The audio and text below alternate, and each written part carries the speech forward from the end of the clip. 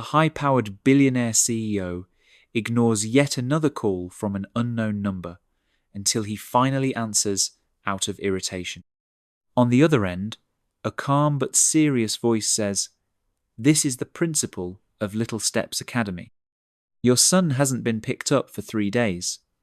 He starts to object, confused, but the principal cuts him off with a weary sigh. "Sir, we have his birth certificate. He's yours." Before we dive in, let us know in the comments where you're watching from. We'd love to hear it. And if you're enjoying the content, give the video a like to help support the channel.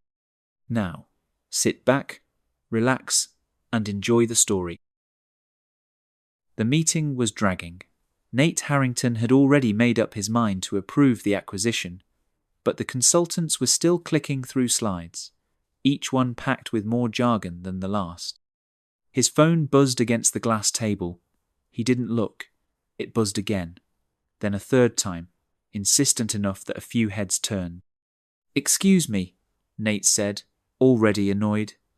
He stepped away from the boardroom and checked the screen. Unknown number. He almost declined, but something in him, maybe boredom, maybe reflex, made him swipe to answer. "This is Nate." "Mr. Harrington, this is Principal Ramirez from Little Steps Academy. I've been trying to reach you." He frowned. "I think you've got the wrong number." "I don't believe so. We've had your son here for the past 3 days. No one's come to pick him up." Nate blinked. "My what?" "Your son, Leo, 7 years old. He's listed under your name, and we have legal documentation." "Sir, he's been waiting here every day since Monday." There was a pause. Short, sharp, heavy. Nate stepped into a corner of the hallway, pressing his free hand against his temple. "That's impossible. I don't have a kid." Principal Ramirez didn't sound rattled. If anything, she sounded tired. "Sir, we have his birth certificate. Your name is on it. His mother passed away recently, and her instructions were very clear." Nate's mind raced. The name Leo meant nothing to him. Neither did Little Steps Academy. He ran through possible lawsuits, hoaxes, PR stunts, but none of them made sense. "I'm coming down," he muttered. "Send me the address." He cancelled the rest of his meetings and didn't explain why. His driver hesitated when he gave the destination, clearly surprised Nate was heading to a neighborhood not associated with venture capital or real estate holdings. Traffic crawled, but his thoughts raced faster. There had been a woman years ago, bright laugh, worked in publishing, summer thing. Her name hovered just out of reach. Little Steps Academy was a small, cheerful building tucked between a library and a grocery store. The mural on the side showed a giant caterpillar reading to a group of butterflies. Nate stood out in his suit the moment he stepped inside. The receptionist looked up. "You must be Mr. Harrington." He was led to a modest office where Principal Ramirez waited. She was middle-aged, composed, and not in the mood for a debate. She gestured to a chair. "Before I bring him in," she said, sliding a folder across the desk, "I'd like you to look through this."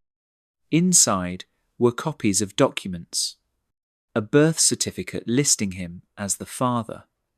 A notarized letter from the boy's mother. A few photos. One of a woman he remembered now. Her name was Nora. They dated for a few months, shared a brief and reckless stretch of time that had ended with no drama, just distance. "She named you as Leo's legal guardian," Ramirez said. "Her family is out of the picture. She passed from cancer 6 months ago. Leo's been with us since."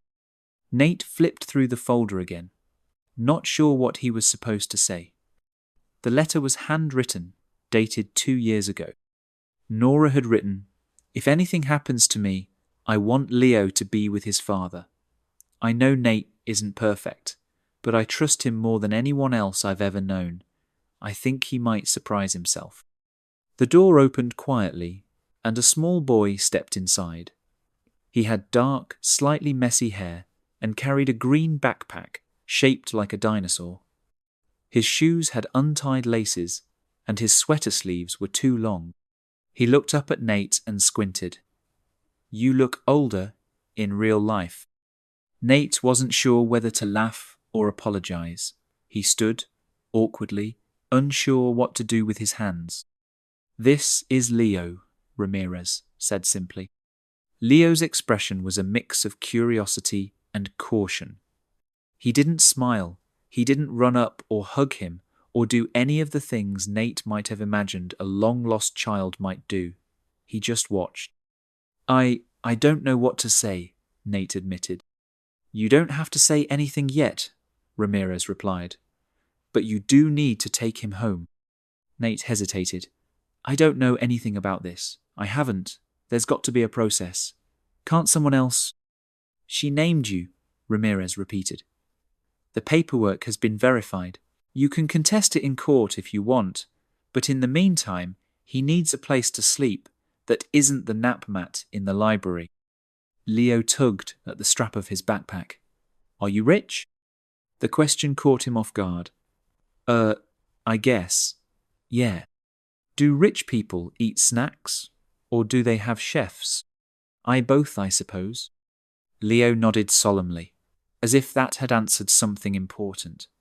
Ramirez handed over a sealed envelope, more of Nora's notes, medical history, a list of allergies. "I'd suggest starting with dinner," she said gently. Nate stood there for a few seconds longer before finally walking Leo out of the building. The boy trailed behind, glancing at the mural, then at the unfamiliar car waiting at the curb.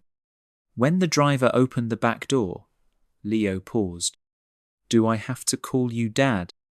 Nate looked at him. "You don't have to call me anything until you want to." Leo slid into the back seat.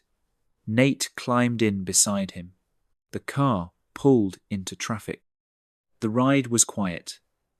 Nate glanced at Leo once, saw him looking out the window at a couple walking a dog, his small face unreadable. He wasn't crying, he wasn't asking questions. He was just there, a silent reminder that Nate's life had split into a before and after. "Do you like cartoons?" Nate asked, just to fill the silence. Leo shrugged. "Only the ones where the good guys mess up a lot. It's funnier that way." Nate looked out his own window, unsure what to make of that. The city passed by in streaks of light and glass. Somewhere along the way, it started to feel like the wrong person had stepped into the wrong life, but neither of them had a choice now.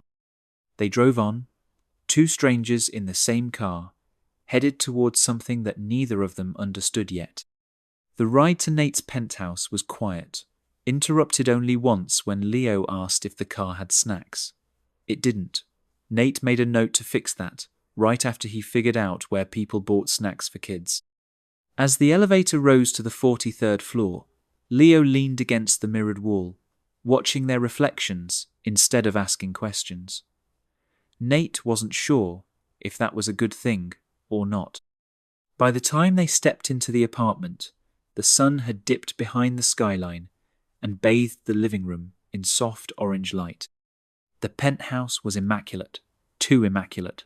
Floor-to-ceiling windows overlooked the city. Every surface gleamed. A subtle scent of cedar hung in the air from an expensive diffuser Nate didn't remember ordering. The silence was absolute until Leo wandered in and said, "Is this a hotel?"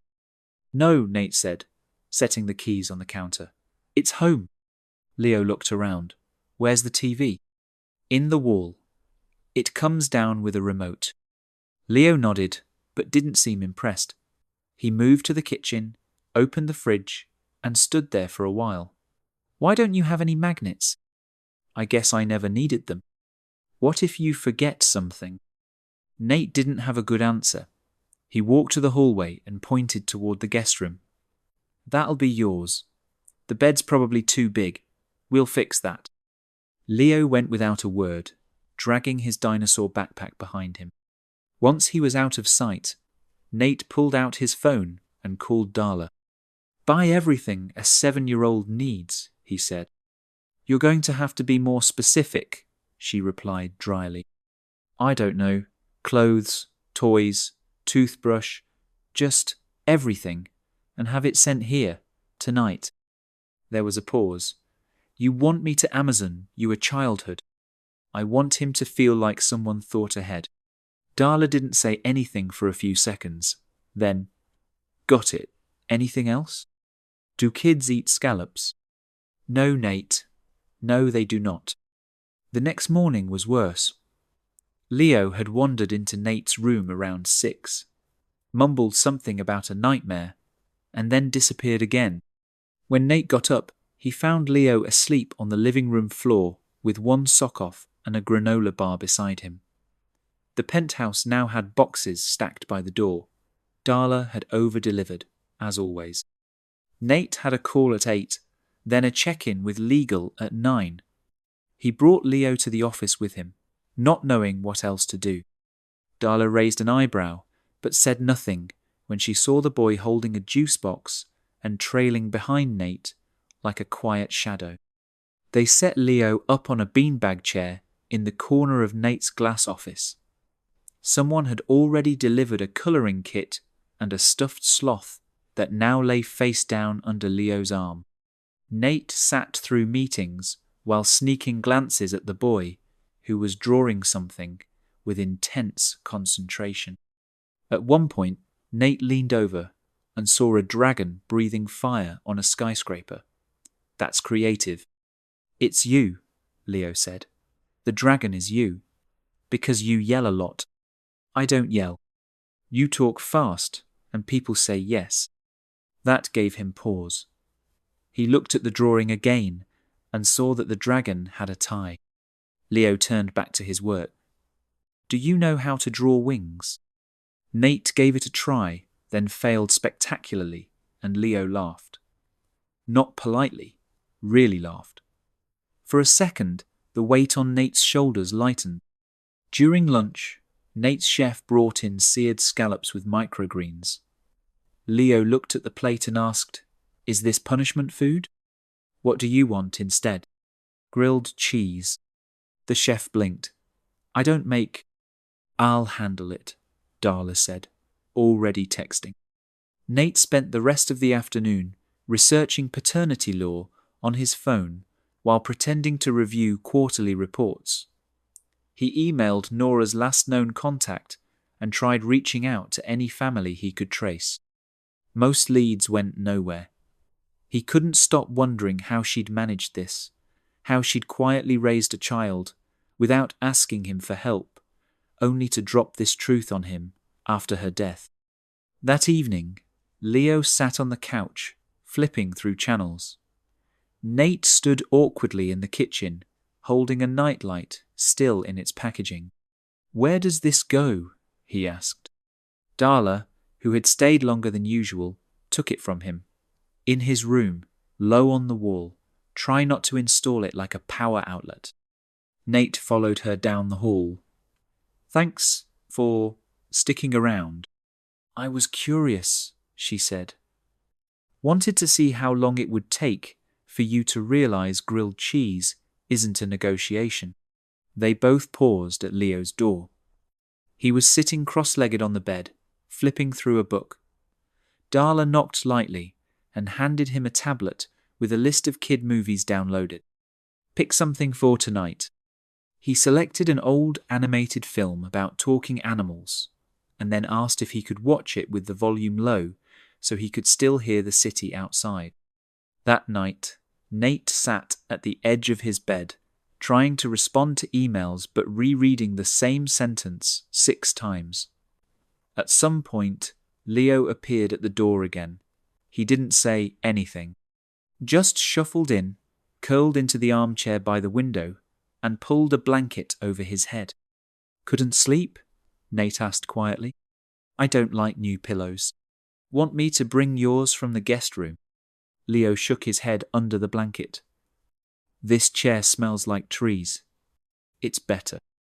Nate left the light on and went back to his laptop. But he didn't answer a single email. Every few minutes, he glanced at the chair. Leo's breathing slowed, deepened. Eventually, the blanket slid off one shoulder. Nate stared at the screen, hands idle on the keys. There was work to do, deadlines waiting, investors growing impatient, but he didn't move. He sat still, watching this unexpected, sleepy guest, this boy who talked about dragons and magnets and didn't like scallops. Nate wasn't sure what he was supposed to be to him yet. But for the first time, in a long time, the silence in his apartment didn't feel empty. Nate woke up with a stiff neck and a blanket bunched awkwardly at his feet. The armchair by the window was empty. The smell of toast drifted faintly from the kitchen, and when he walked in, he found Leo sitting on a bar stool with a grilled cheese sandwich cut diagonally on a plate in front of him. Darla stood nearby, typing one-handed while sipping coffee. "He was up before me," she said without looking up. "Said he wanted to try the toaster, but didn't trust the buttons." "I didn't want it to explode," Leo added seriously. Nate sat across from him. Good instinct. It would have been a quiet morning, if not for the notification flood waiting on Nate's phone. His name was trending. 2 news sites had run vague, unconfirmed stories with grainy photos of him holding Leo's hand outside the office. A gossip column followed up with the headline, "Secret Heir, Nate Harrington's mystery child raises questions and eyebrows." By noon, a cluster of photographers waited outside the building. One of them shouted something about confirming paternity. Nate shielded Leo with his coat and pushed past them. Inside, the lobby buzzed with quiet stares and 2 casual greetings. By the time he reached his floor, his legal team had already requested a private meeting. The board called an emergency session that afternoon. Half the members joined virtually, the others gathered in the conference room with flat expressions and tight voices. Nate sat at the head of the table, one eye on his phone where Leo was currently drawing cartoon dinosaurs in Darla's office. "Let's address the obvious," said Merrill Black, the CFO. "You've been seen in public with a child no one knew existed. That's already causing instability among our partners. Some are questioning your judgment. Others are worried about liability." "I just found out about him myself," Nate said, 3 days ago. "And yet, you brought him into the building, into meetings, into the press's line of fire, with no communication to this board. He didn't exactly show up with a manual." Another board member leaned forward. "If this continues, we may need to distance the company from your personal affairs. That includes you taking a leave of absence, or at minimum, relocating the child to an environment better suited to privacy and stability." Nate bristled. "You mean send him away? A private school? Switzerland, perhaps? Safe, discreet, controlled." "He's not a branding problem," Nate said, sharper now. "He's a kid, and he's not going anywhere." Back in his office, the silence hit differently. Leo was still drawing. A new sheet now had what looked like a knight riding a dragon into battle, with a speech bubble that read, "Don't worry, I got this." Nate stood for a while, unsure how to talk to him. "I saw the people with cameras," Leo said without looking up. "Is it because of me? A little. Do they think I'm trouble?" "No. They think I'm interesting, and they don't know what to do with that." Leo glanced up, unsure. "If you don't want me, I can go back to the school. I didn't mind the cots." Nate sat down slowly. "I didn't know your mum passed, not until a few days ago. She got really tired at the end. She said you were busy and didn't want to bother you." The guilt came like a tidal wave, sharp, cold, and humiliating. Nate swallowed hard. I think I made a mistake not being there sooner, but I'm not sending you back. Leo nodded, but didn't smile. That night, Nate wrote a statement. He ignored the lawyer's edits and PR team's advice. When the release went out, it was short and direct. 3 days ago, I learned I had a son. His name is Leo. His mother, Nora, named me his guardian before she passed. I'm doing what any decent man would do, learning how to be there. The press ate it up. Opinion pieces sprouted like weeds. Some skeptical, some supportive. A few praised him for stepping up. Others accused him of posturing. The story was everywhere. Leo's face was blurred in the photos, but the image of Nate holding his hand outside the office became the centerpiece of every article. A family lawyer reached out the next day with more details. Nora had been diagnosed 2 years earlier. She declined aggressive treatment, choosing instead to stay present for Leo's last years with her. She'd written a letter to Nate back then, handwritten, sealed, and sent to an address he'd already moved from. She didn't want to chase you, the lawyer said. But she wanted Leo to know where he came from. She trusted you'd be better than she remembered. The letter ended up in a pile of old forwarded mail. Nate found it that night, buried in a storage bin he hadn't touched in years. Her handwriting was still familiar, neat, looping, almost cautious. You were never meant to be a part of our lives, but I kept hoping you might want to be. If you're reading this, it means I'm gone. He'll need someone, Nate, and I don't want him with strangers. He sat in silence for a long time after reading it. The letter spread on his desk, the lights in the apartment dimmed. In the quiet, a memory surfaced, one he hadn't thought about in years. A beach weekend. Nora laughing as the wind stole her hat, sharing pancakes on a hotel balcony. They weren't in love, not really, but it had been good, real. And for a few weeks, he'd stopped chasing everything and just lived. The next morning, Nate found Leo watching cartoons on mute, sketching a new comic. This one had a robot dad who learned how to ride a bike with training wheels and fell a lot. Nate sat beside him, not saying much. The following week brought more drama. His ex, Simone, gave an interview in which she hinted Nate was always unpredictable, implying Leo was the result of an affair during their relationship. It wasn't true. Simone just liked attention, but it stirred the pot. More reporters called, more questions surfaced. During a tense board call, Merrill once again brought up the idea of relocation. Think long term, he said. This could define your legacy. It's not about legacy, Nate said. It's about doing something decent for once. You can't run a billion-dollar company with a child in your office. Then maybe the company needs to learn how to adjust. Later that day, Leo left a folded drawing on Nate's desk. It was the dragon again, this time sitting beside a castle with a small figure holding its claw. There was no caption, just a quiet picture that said more than Leo ever would out loud. Nate pinned it to his bulletin board without a word. Nate didn't bother checking his email that Monday morning. For the first time in a decade, he told the board he was taking a full week off.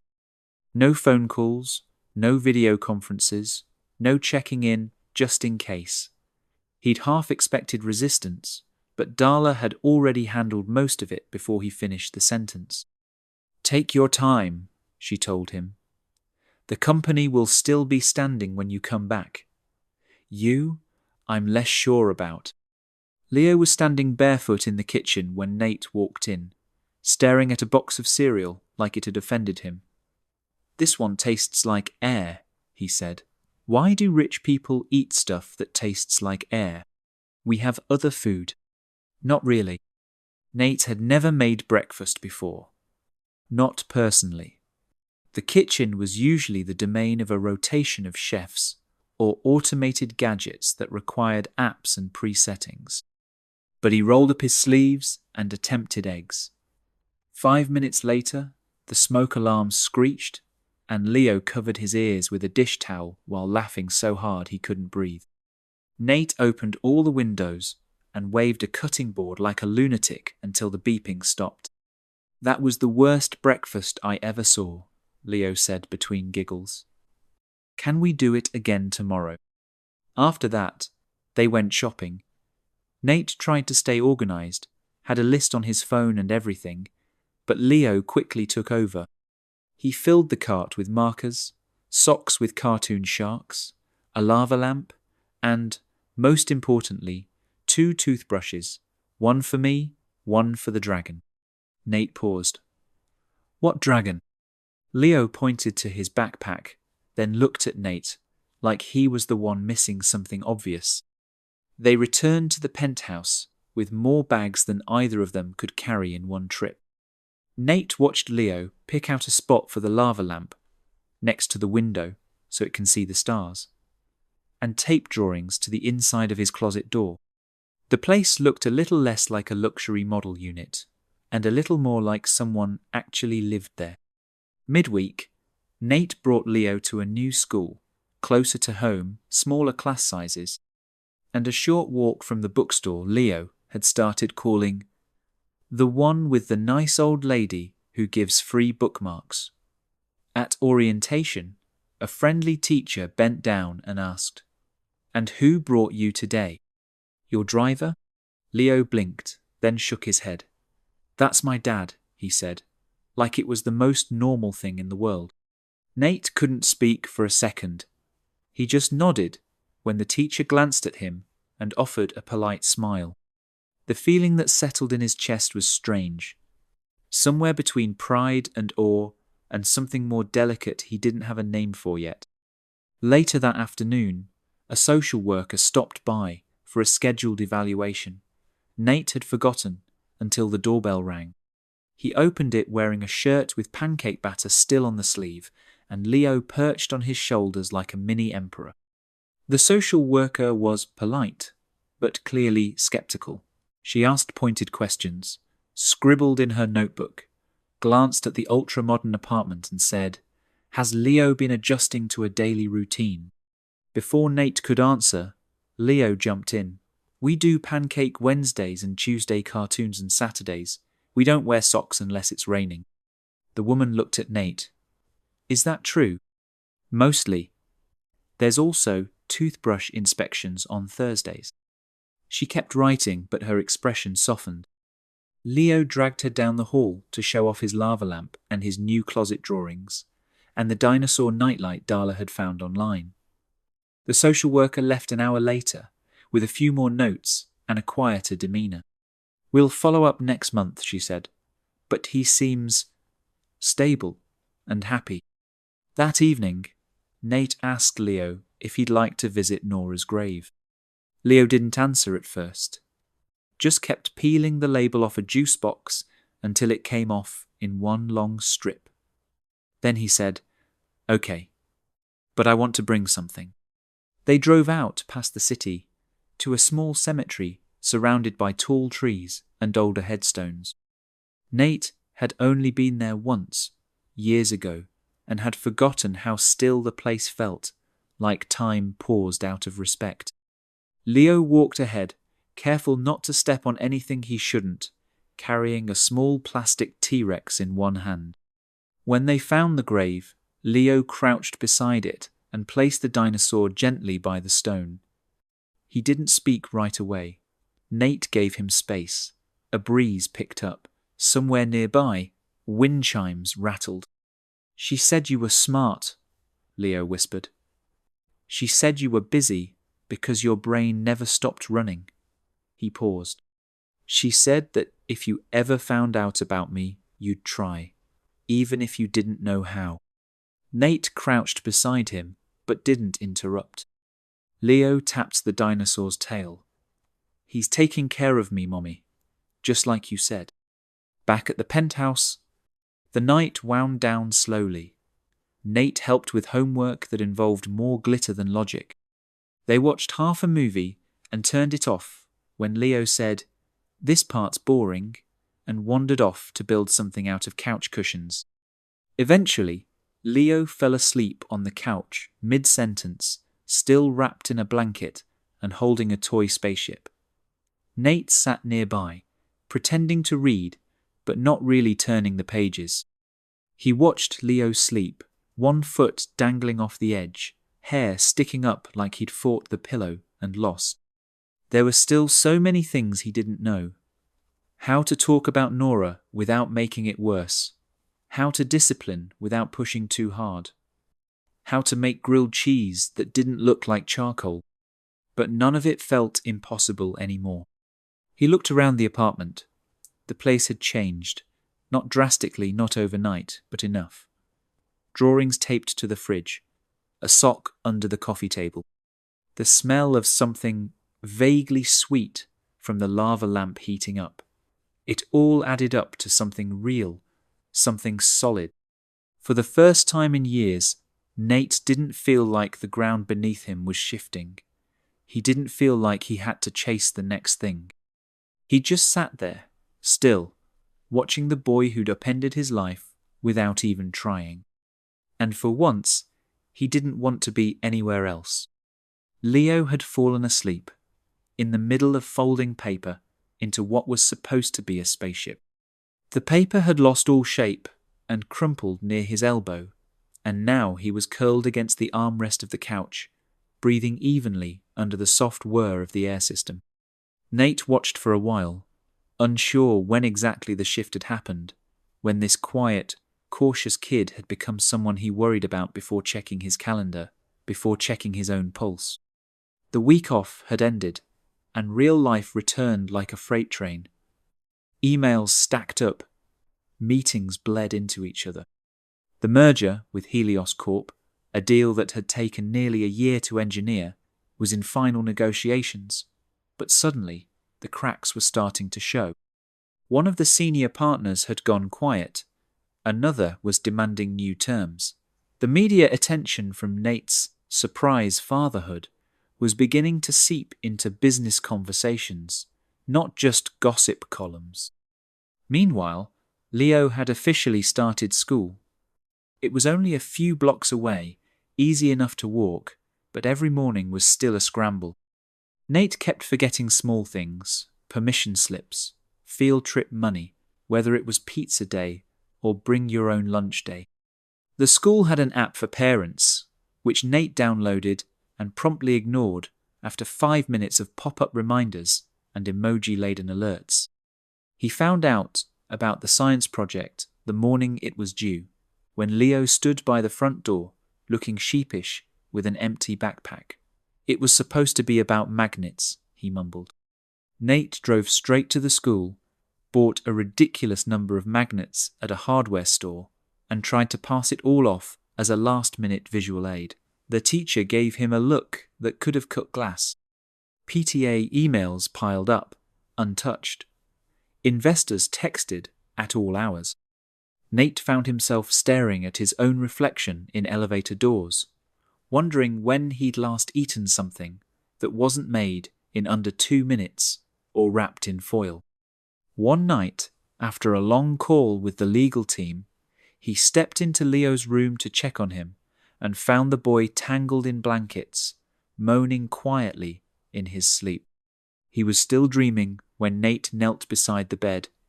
He didn't wake him, just sat there until the sounds faded. It kept happening. Not every night, but enough. Nate asked if he wanted a nightlight. Leo said no. He asked if he wanted to talk. Leo shrugged. So Nate started bringing home small things. A plush toy, a comic book, a box of animal crackers. Leo thanked him each time, but didn't say much else. Darla stopped him on the way out one morning. "You're trying to fix grief with gift bags." "I'm doing my best." "I know you are," she said, "but sometimes you have to sit in the sadness with someone, not just throw distractions at it." It wasn't what he wanted to hear, but it stayed with him. That week, Nate scheduled an appointment with a child therapist. The office was bright and friendly, with beanbags and watercolor prints of sea animals on the walls. Leo didn't talk much at first, but during the second session, when the therapist asked him to draw a picture of how he felt, Leo drew a small robot standing in front of a much bigger one. The small robot had a word bubble that said, "Can I hug you?" The big one just had a question mark. The therapist later explained that it wasn't uncommon for kids to process loss through metaphor. Leo didn't want to say he missed his mom. He didn't want to say he didn't know how to talk to Nate yet. But he could draw a robot who didn't know how to give a hug, and that was something. That image stuck in Nate's mind for days. The two robots. The question mark. The business pressures didn't ease up. Word came down that Helios was getting cold feet. A board meeting turned tense when someone brought up a quote from a news article that described Nate as distracted and domesticated. One director said flat out, "If the merger falls through, shareholders will blame the dad drama." Nate didn't argue. He just nodded and stared down at the conference table, thinking about how the next day was Saturday, and he'd promised Leo they'd go to the Natural History Museum. It had been circled on the fridge calendar in red marker for a week. Friday night, a last-minute crisis broke out. Helios wanted an emergency meeting Saturday morning. Nate stared at the message, thumb hovering over the phone, and thought about how easy it would be to cancel the museum trip. Leo would understand. Kids were resilient. The next morning, Leo stood by the door wearing a button-up shirt and sneakers that blinked when he moved. He clutched a folded pamphlet from the museum that Darla had picked up the week before. Nate came out of his room, still holding his phone. "You don't have to try so hard," Leo said, his voice quiet but steady. "I know I'm not important like your company." The phone lowered slowly in Nate's hand. The words hit harder than anything the board had thrown at him. There was no accusation in Leo's voice, just a kind of quiet surrender that Nate recognized too well. It was the same tone he used as a kid when his own father had told him, again and again, that work came first. He called the office and told them he wouldn't make it. The museum was only half full, and the air smelled faintly of cafeteria pizza. Leo lit up in front of the dinosaur exhibit, pointing out which ones were herbivores and asking if any had feathers. They wandered through halls of fossils and meteorites, stood beneath the massive replica of a blue whale, and watched a short film about black holes while sharing a tub of popcorn. In the planetarium, under a fake sky filled with stars, Leo reached for Nate's hand and held it without a word. They sat that way through the whole show. No questions, no distractions, just quiet. Later that night, Nate stood in the kitchen, heating up leftovers, while Leo built a tower of plastic cups in the living room. He didn't say anything when the tower collapsed, just watched as Leo shrugged and started again. The day hadn't solved anything. Helios might still pull out, the board might still vote him down, but none of it mattered in that moment. What mattered was the feel of Leo's hand in his, the quiet certainty that, for once, he'd chosen the right thing. And that, somehow, was enough. The museum trip marked a shift, subtle at first, but steady. Monday came and went without any breakdowns. Nate answered emails while Leo worked on spelling homework at the kitchen island, both of them half-tuned into a nature documentary playing in the background. There were still complications, but the days didn't feel like emergency drills anymore. They found a rhythm, one small step at a time. Saturday mornings became sacred. Cartoons played on the living room TV while Leo curled up with a blanket, and Nate made pancakes, slightly less burnt now, but still lumpy. Leo insisted they taste better that way. Tuesday nights were taco night. Thursdays were for serious bedtime stories, which often included Nate reading aloud with exaggerated voices and business jargon mixed into the dialogue. When a brave knight faced a dragon, Nate read the line like he was closing a merger, and Leo laughed until he hiccuped. They were figuring it out. One Thursday, a call came from a number Nate hadn't seen in years. He stared at it for a moment before answering, already knowing who it was. His father didn't waste time with pleasantries. "I've seen the news," the man said. "You've been busy." Something like that. "I'm in town. We should catch up." It wasn't a request. Nate agreed, mostly out of habit. They met at a restaurant in Midtown where the chairs were too stiff and the servers spoke in whispers. His father was already seated when he arrived, hands folded neatly on the table like he was preparing for a deposition.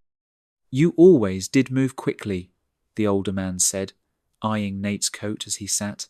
"Women, now children. I suppose there's no slowing you down." Nate didn't respond. They made it halfway through the meal before the inevitable happened. "I hope this isn't going to derail your focus," his father said, cutting his steak with surgical precision. "You've built something valuable. Don't throw it away because you feel sentimental." "It's not sentiment," Nate said. "It's responsibility." "Same thing. Dressed up." Nate set down his fork. "You sent me to boarding school at 7. You had everything you needed." "No, I didn't." The rest of the meal passed in silence. They didn't shake hands when they left. That night, Nate sat at the edge of Leo's bed with a book in his lap. Leo asked for a story, but something different this time. Not about knights or dragons, about you. Nate thought for a moment, then began. "There once was a boy who lived in a very big house," he said slowly. "But the house never felt full. Every morning he got dressed in clothes someone else picked, ate food he didn't ask for, and went to a school where no one remembered his name by the next day." Leo listened quietly. The covers pulled up to his chest. One day, the boy made a promise. He said he would work really hard and make a life where no one forgot who he was. He did it. But along the way, he forgot why he started. Leo blinked up at him. "Does the boy get better?" Nate nodded. "He can, if he tries." 2 days later, Nate got a call from the school. Leo had punched a kid in the hallway. It wasn't a light shove or a scuffle. It was a real punch. The other boy wasn't badly hurt, but the principal was clear. They had to come in. Nate arrived at the school with his coat still unbuttoned, hair damp from the sudden rain. He found Leo sitting outside the office, arms crossed and face set. They didn't speak until they got back in the car.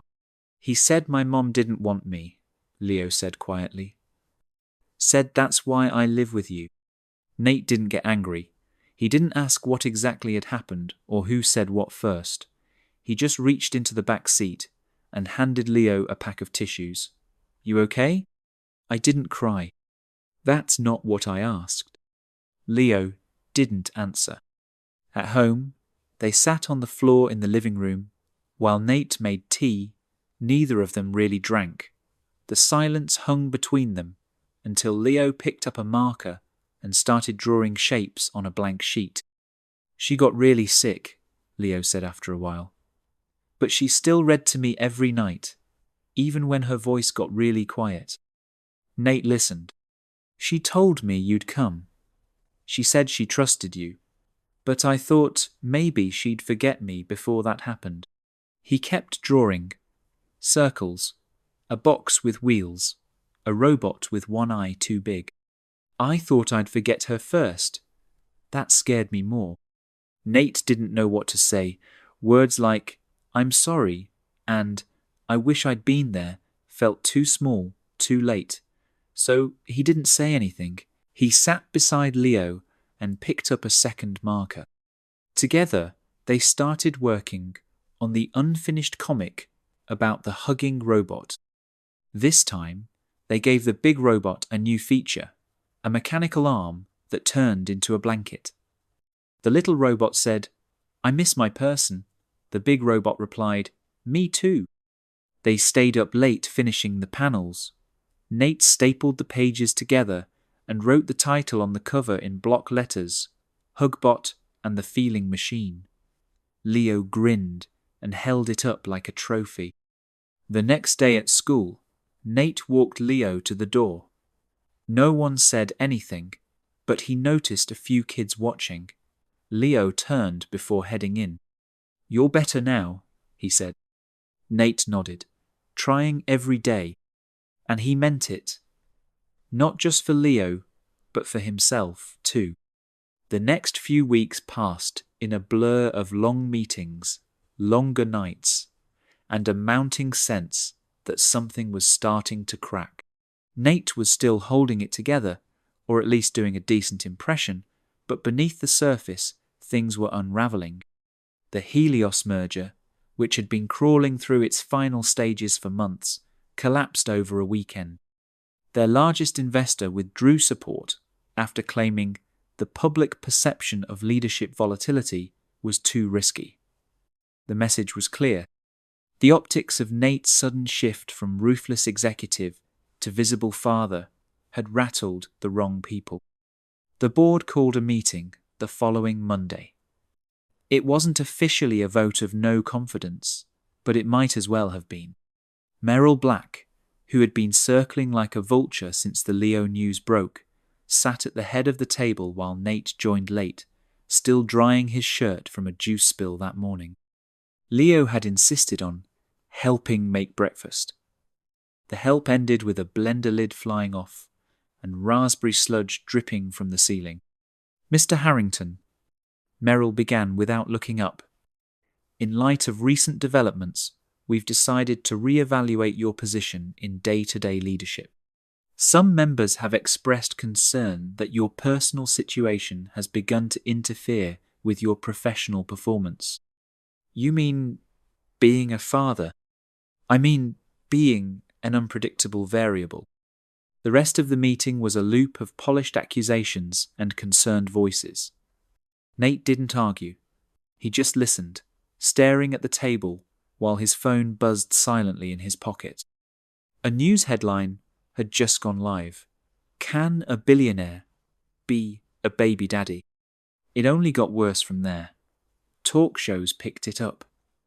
Pundits debated whether his emotional transformation made him relatable or reckless. One tabloid published an article titled "Boardrooms and Bedtime Stories."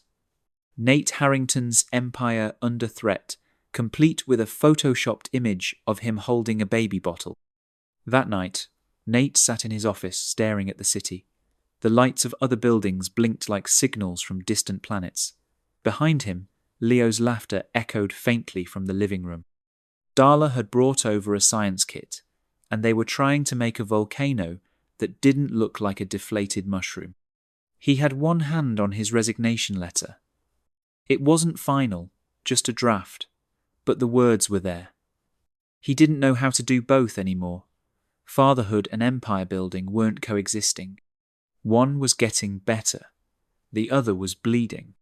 He didn't hear Leo approach until the boy spoke. "You're quitting?" Nate turned. Leo stood in the doorway, shoulders tight, mouth drawn into a line. "You're going to send me away, aren't you?" "What? No, that's not—" "You said it on the phone, that this was too much, that maybe it would be better if it all stopped." "I wasn't talking about you." Leo's voice rose, sharp. "But I'm the reason it's hard now, right? If I wasn't here, none of this would have happened." "That's not true." "Then why do you look like you want to disappear?" Nate stood, but Leo stepped back. It was the first time they'd really fought. No slammed doors or yelling, just hurt thick in the air, floating between them like dust in sunlight. "Are you giving up on me too?" Leo asked, voice cracking in a way that made Nate freeze. The boy didn't wait for an answer. He turned and walked back down the hall, the slap of his socks on the hardwood the only sound left behind. Nate didn't sleep that night. He sat on the floor of his office with his laptop open and a photo album spread out beside him. It wasn't filled with glossy prints, just phone shots, screenshots, little things he'd saved over the past few months.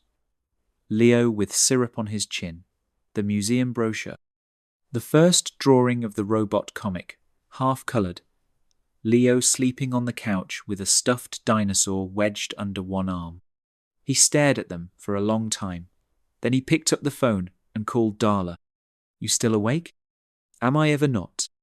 I need to change everything, not just a little, all of it." By morning, they had a plan. That afternoon, Nate walked into the boardroom with a calmness that surprised even him. The directors were already seated, murmuring among themselves. Merrill glanced up and raised an eyebrow. Nate stood at the head of the table.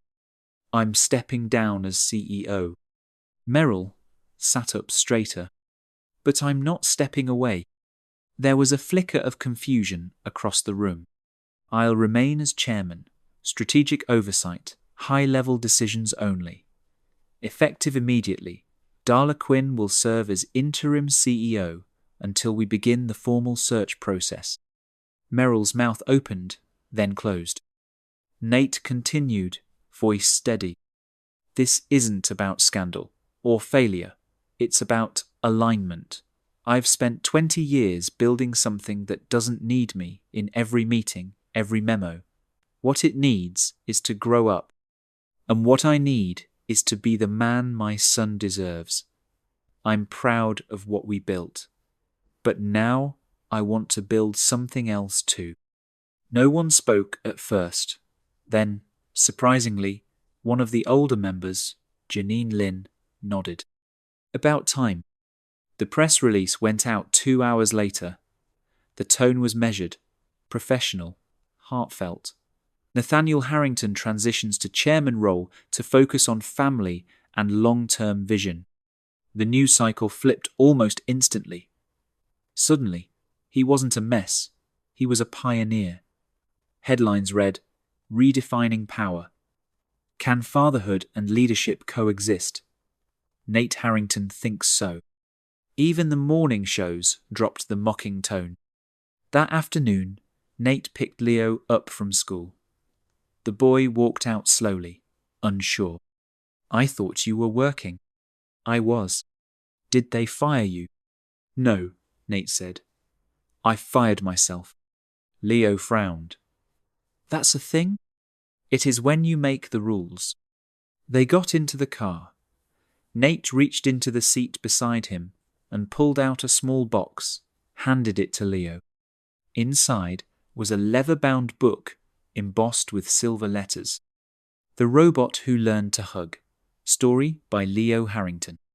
Leo turned the pages slowly. The colours were crisp. The drawings had been cleaned up, the layout refined.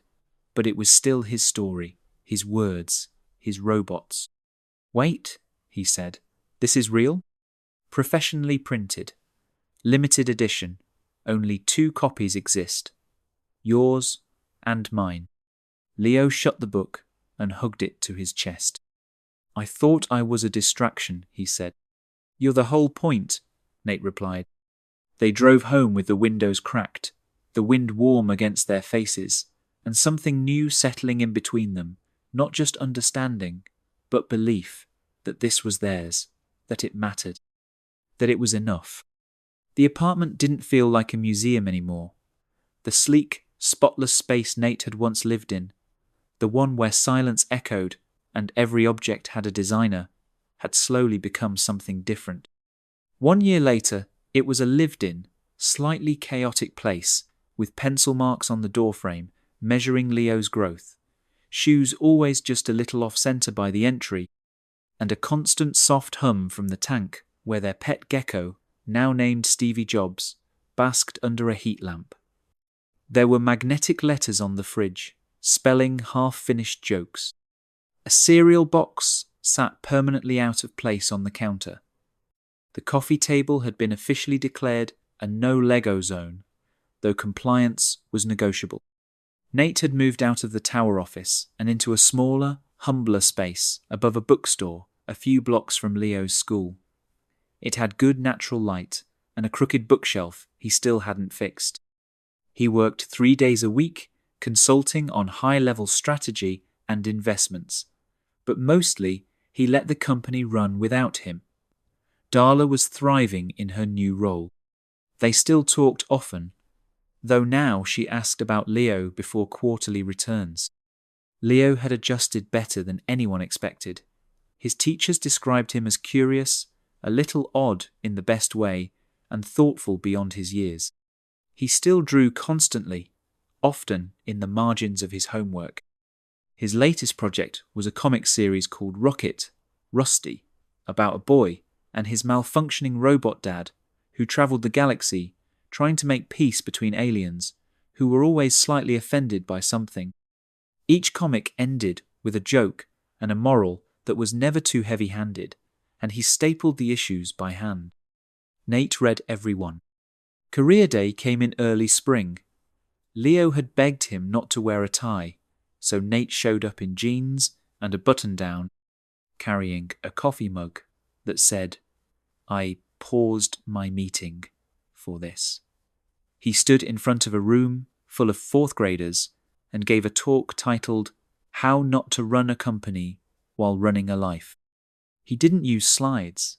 He just told them the truth, that he used to think being busy was the same as being important, that building something big meant you had to give everything else up, and that he didn't understand what enough meant until someone smaller than him asked if he was going to give up again.